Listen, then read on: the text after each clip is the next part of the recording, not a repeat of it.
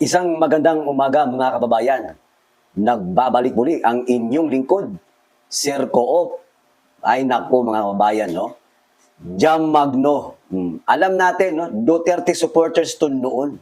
Ha? Pero ngayon, yung nakita akong video sa kanya, abay, parang tuwang-tuwa pa siya na namimigay sila ng ayuda, mga kababayan.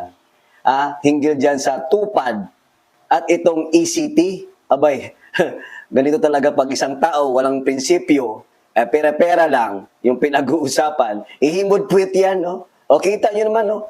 Sa uniforme pa lang niya, nakatatak, no? MR, at saka yung makikita natin, tingog party list. O isipin mo, bayan, ha?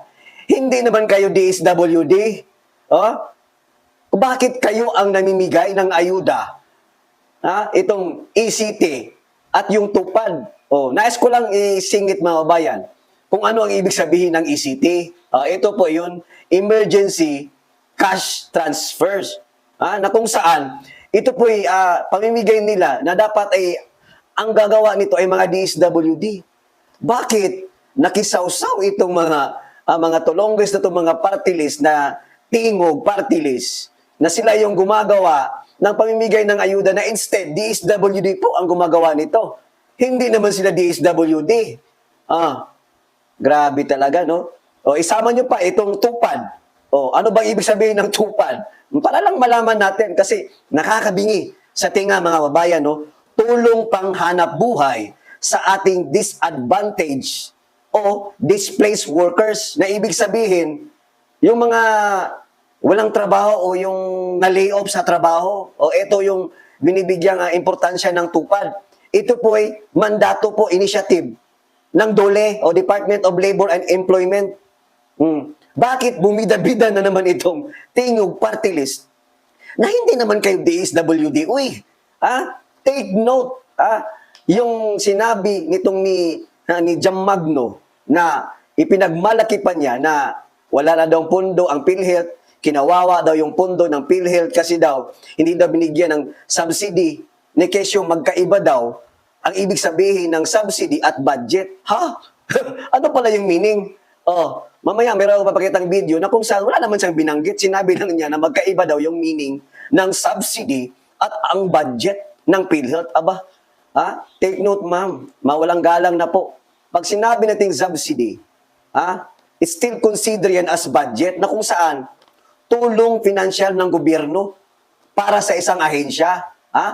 O tinutulungan ng gobyerno ito yung ibang mga ahensya, kagaya ng mga party list. Marami pa dyan, no? Nakakabingi kasi puro na lang ayuda.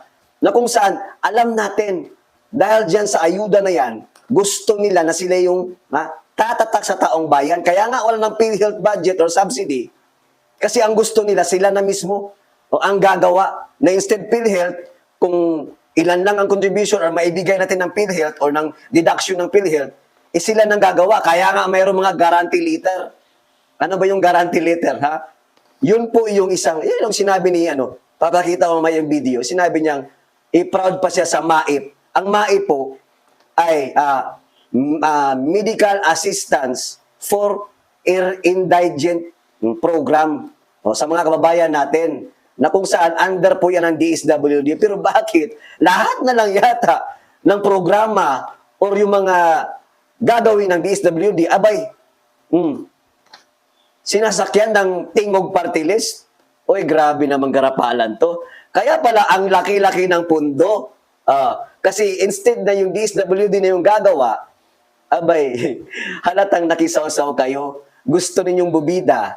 No? Tilabay, alam mo yun, yung pamimigay ng ayuda, may nagsabi niyan na isang pasimpleng gawain ng vote buying kasi nga malapit na yung eleksyon. Well, that is true naman. Totoo yan. Nangyayari yan. Hindi naman tayo ngayon nang ipinanganak Alam na natin yan, pag may namimigay, tulong, whatever ganyan, may kaakibat yan na vote buying. May nagsabi niyan kasi alam mo yun, nakalagay MR, tingog, party list. May iba pa dyan ako Bicol party list. Di ba? Halatang halata na ang pagbigay niyo ng tulong ay para ibida ninyo yung sarili ninyo para tatatak ka sa taong bayan, sabayan nyo ng panunuhol, bigay ayuda, dyan ECT, Emergency Cash Transfer. Para po yan sa DSWD. Dapat sila ang gumagawa niyan. Tupad.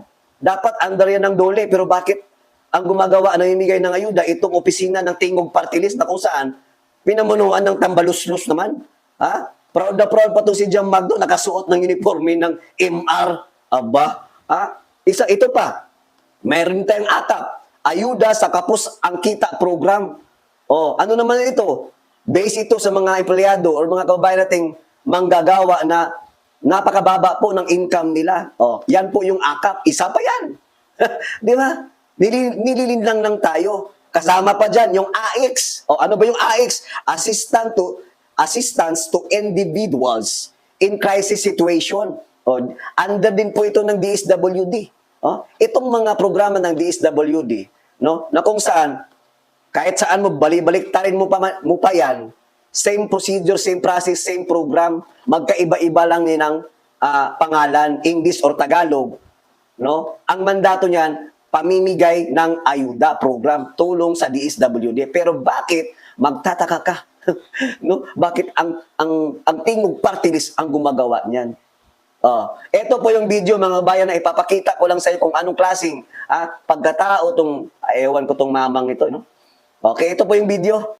Hi guys, I just got back from doing different payouts, both for Tupad and ECT within Davao del Norte. So that was in Panabo City and Tagum. And kakabalik ko lang, and people kept tagging me dito sa PhilHealth issue, which again started yesterday. Nagulat ako na biglang may nakita akong post na parang kinakawawa masyado ang PhilHealth na hindi nyo ata alam ang totoo.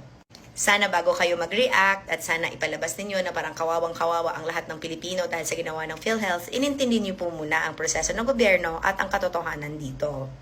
Hindi po budget ang tinanggal sa PhilHealth, guys, ha? Subsidy po mula sa gobyerno. Ang budget po at subsidy ay dalawang magkaibang konsepto. Bakit naman bibigyan ng subsidy ng gobyerno ang PhilHealth kung may 600 billion pa itong nakareserba na pondo na hawak-hawak nila? Ulitin ko ha, hindi kawawa ang PhilHealth dahil tinanggalan sila ng subsidy kasi may 600 billion pa silang hindi nagagamit na pondo. Sa hindi po nakakaalam, ang PhilHealth po ay hindi po siya nag-spend according sa agency, kundi nag-underspend po siya. Kaya nga po, hindi kayo masaya sa serbisyo na binibigay ng PhilHealth po sa inyo. Kasalanan po ito ng PhilHealth, hindi po ng gobyerno in general. Ang PhilHealth po ay question, bakit sa dami-dami ng pera nila, 'di ba? Ang laki pa rin ng contribution at hindi pa rin nagbabago ang pagkaltas at sistema ng pagkaltas sa mga nangangailangan dito. Bago rin po kayong magalit, sana po isipin din po ninyo na ang medical assistance po sa mga bills ninyo sa ospital, hindi lamang po PhilHealth ang makakatulong. Meron po tayong mai-program ng DOH at of course the medical assistance galing po yan sa DSWD. Hindi rin po totoo na ang tinanggal na subsidy mula sa PhilHealth ay nilipat po sa ibang ayuda programs. Fake news po yan. Hindi po yan totoo. Hindi rin po totoo na magsasarado ang PhilHealth na kakawawain ang sambayan ng Pilipino. Hindi po yan totoo. Ang gusto lamang po ng kamera, kasama po ang Senado, ay ayusin po ng PhilHealth ang sistema po nila. Question po ang PhilHealth, bakit po ang taas pa rin ng kanilang mga contribution na hinihingi mula sa pangkaraniwang mga tao at hindi po nag-iiba yung pagkakaltas. Kasi 'di ba nagrereklamo kayo na ito po yung sakit namin, ito lang po yung kinaltas. Kasalanan po ito at dapat po itong sagutin ng PhilHealth. Again, nadadamay na naman ang tingog, nabiblame na naman ang mga walang alam at syempre, nauuna kasi kayo sa takot kahit hindi nyo naman inalam yung sitwasyon. Uulitin ko. Ang PhilHealth po ay hindi ho kawawa. Ang ating pong premier insurance provider po sa Pilipinas, which is PhilHealth, may 600 billion po. Kaya po napag-isipan ng bicameral committee na hindi sila bigyan ng additional subsidy.